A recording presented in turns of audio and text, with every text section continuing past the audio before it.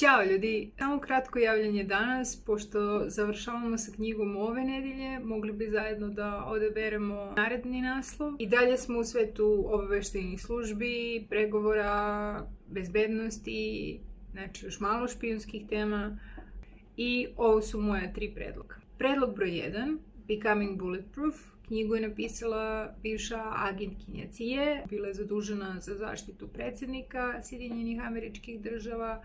Zasniva se na njenim iskustvima iz službe. Uči nas kako da prepoznamo opasne situacije, kako da čitamo ljude, kako da se ponašamo kao profesionalci u svakodnevnim okolnostima.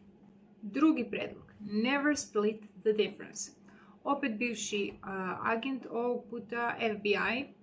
Zapravo čovjek je bio pregovarač u kriznim situacijama, znači pretnje, samoubistva, taoci, kriminalci i sve što vam pada na pamet. I on u ovoj knjizi otkriva kako principe iz profesije mi možemo da koristimo u svakodnevnom životu, na poslu, u vezama, pa čak i kad pokušavamo da dobijemo popust. Ono što je preporuka za ovu knjigu su konkretni primjeri i tehnike kako se utiče na druge ljude bez manipulacije.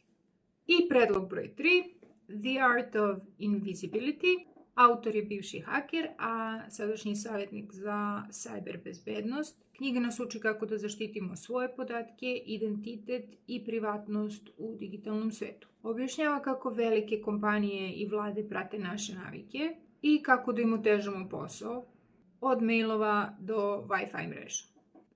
Pomalo je zastrašujuća, ali korisna. Pišite u komentarima koja vam je najzanimljivija, pa ćemo da odlučimo zajedno. Hvala vam što ste tu i vidimo se uskoro u 3. epizodi. Ćao ljudi!